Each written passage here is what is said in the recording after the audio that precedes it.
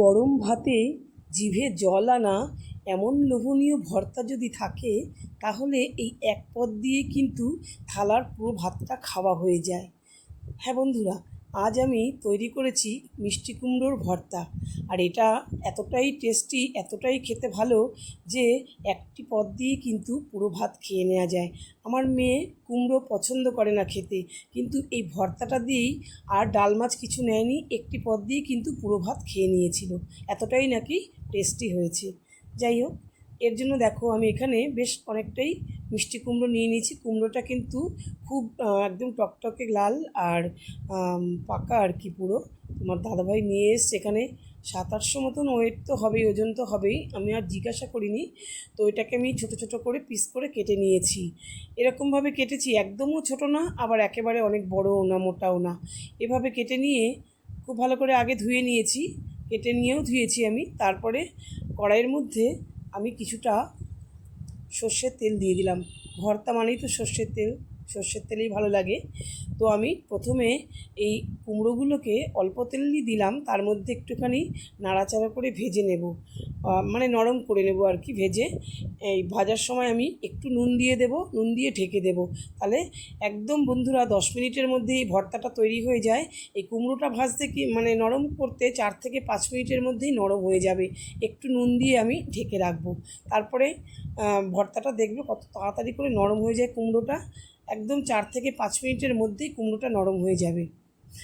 বন্ধুরা, আজকে রবিবার, আমি মানে বাড়িতে ছিলাম না সকালবেলাতে, মেয়ে নিয়ে একটু ডাক্তারের কাছে গেছিলাম।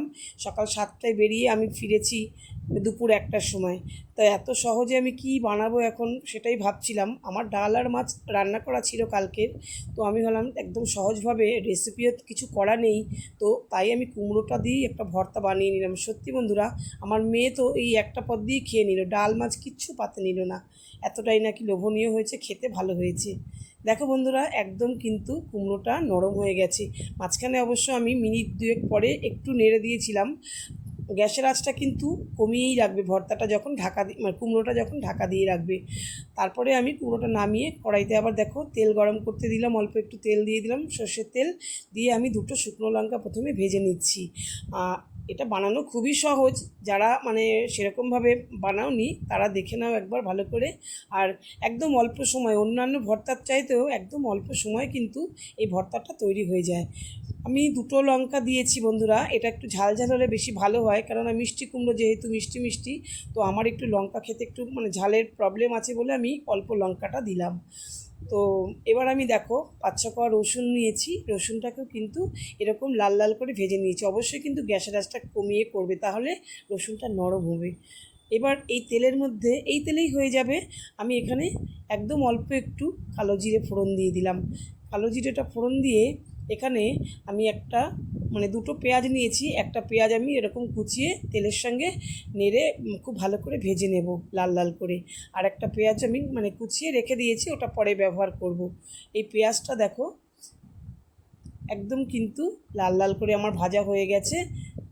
কড়াইতে অল্প অল্প তেল রয়েছে, আমি পেঁয়াজটাকে কিন্তু তুলে রাখবো। এদিকে কুমড়োটাও আমি ঠান্ডা করার জন্য রেখে দিয়েছি।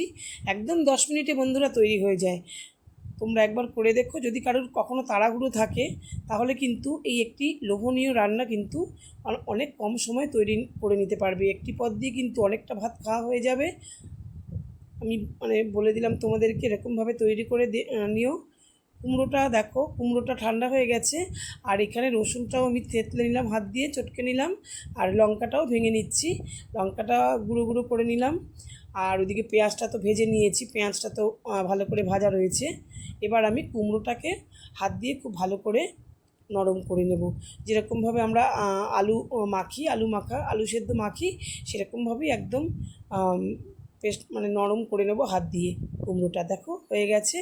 এবার এই কুমড়োটার মধ্যে আমি এই লঙ্কার যেটা গুঁড়ো করে রেখেছিলাম, শুকনো লঙ্কা, এখানে রসুন থেতো করে নেওয়াটা রসুন ভাজা আর পেঁয়াজ ভাজাটা নিয়ে নিলাম। নিয়ে খুব ভালো করে এটা একটু মেখে নেব। এবার দিয়ে দেব আমি কুমড়োটা যখন মানে ভাজা হয় তখন কিন্তু একটু নুন দিয়েছিলাম, বুঝেই আমাকে নুনটা দিতে হবে, তোমরা সেভাবে নুনটা দেবে। পরিমাণ মতন নুন আমি দিয়ে দিলাম, একটু কম কম দিলেই ভালো হয় যেহেতু কুমড়োর সঙ্গে নুন ছিল। আর তারপরে কাঁচা পেঁয়াজ আর এখানে কাঁচা লঙ্কাও নিয়েছি, কাঁচা লঙ্কার গন্ধটা হয়তো খুব ভালো লাগবে বন্ধুরা ভর্তার সঙ্গে। তার সঙ্গে আমি নিয়ে নিয়েছিলাম এক মুঠো ধনেপাতা কুচি। এই ধনেপাতাটা তো দিলে আরও মানে টেস্ট দ্বিগুণ হয়ে যায়।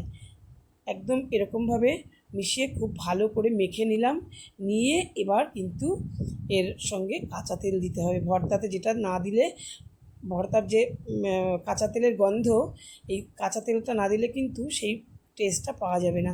কাঁচা তেল দিয়ে খুব ভালো করে মেখে নিলাম। রেসিপিটা আশা করি বন্ধুরা তোমাদের সকলের ভালো লেগেছে। তোমরা এইভাবে একদম অল্প সময় তৈরি করে দেখো, তাড়াহুড়ো থাকলে খুব অল্প সময়ে কিন্তু একটা লোভনীয় রান্না তোমরা তৈরি করে নিতে পারবে।